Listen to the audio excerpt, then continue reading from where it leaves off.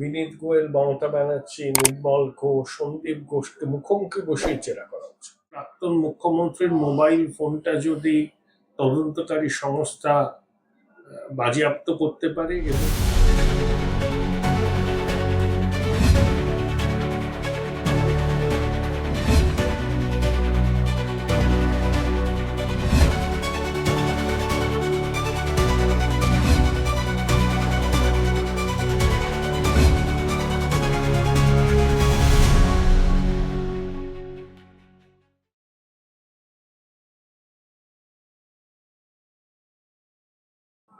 অর্কদা, প্রথমেই CM news মিডিয়ায় তোমায় স্বাগত।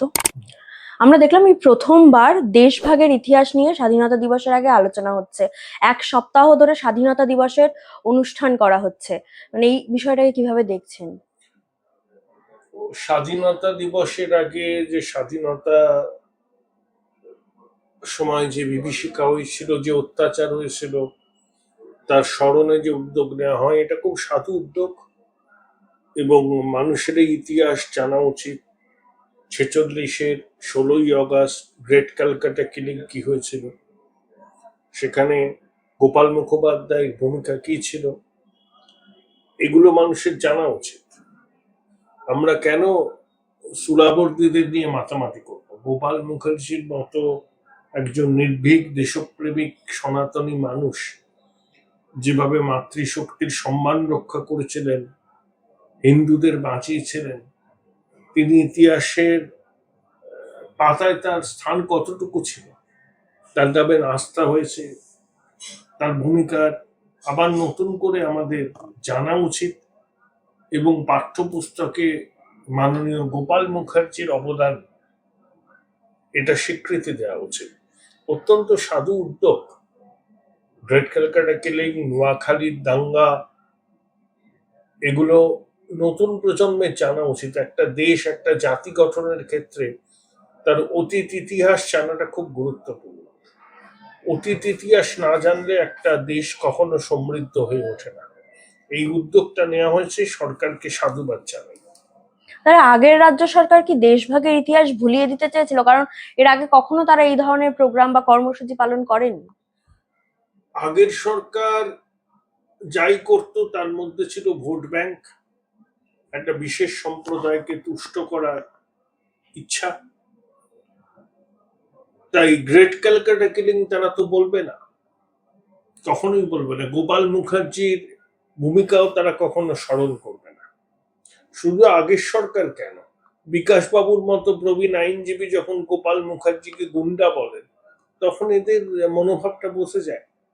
তৃণমূল, সিপিএম, কংগ্রেস প্রমুখদের মনোভাবটা বোঝা যায়, তারা কিভাবে গোপাল বাবুর মতো মানুষকে স্মরণ করে, তার মূল্যায়ন করে। এর থেকেই বোঝা যায় যে স্বাধীনতার আগের সেই বিভীষিকা, সেই সাম্প্রদায়িক হিংসা, গ্রেট ক্যালকাটা কিলিং, নোয়াখালীর দাঙ্গার কথা তার ওই চাঁদ সদাগরের মনসা পুজো করার মতোই প্রকাশ করবে, কিন্তু তার পিছনে কারা ছিল, কারা কুশীলব ছিল, কারা প্রতিরোধ করেছিল, এগুলো উজ্জ্বলই থাকবে।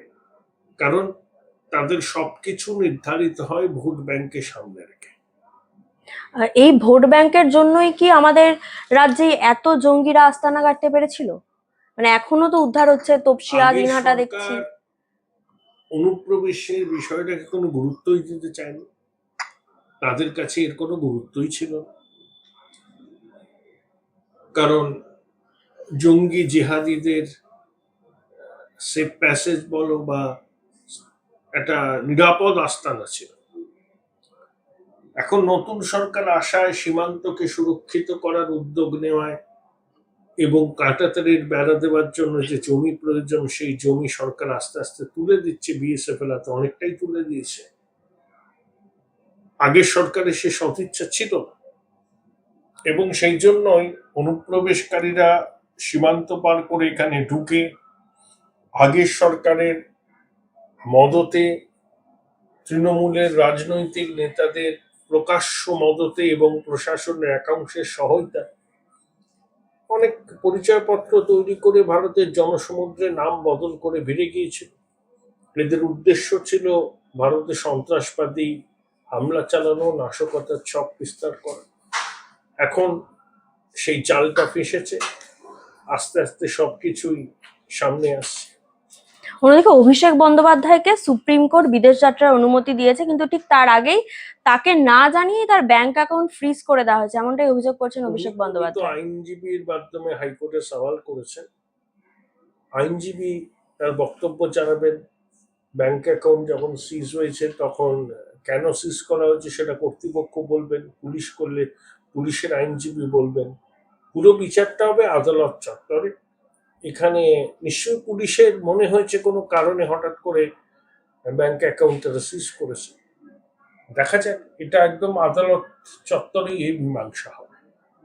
আপনার কি মনে হয় যে অভিষেক বন্দ্যোপাধ্যায় একবার দেশের বাইরে চলে গেলে তাকে ফিরিয়ে আনাটা সম্ভব হবে? অবশ্যই ও দেশে ফিরবে, আগের বারও গেছিল, এবারও যাচ্ছে।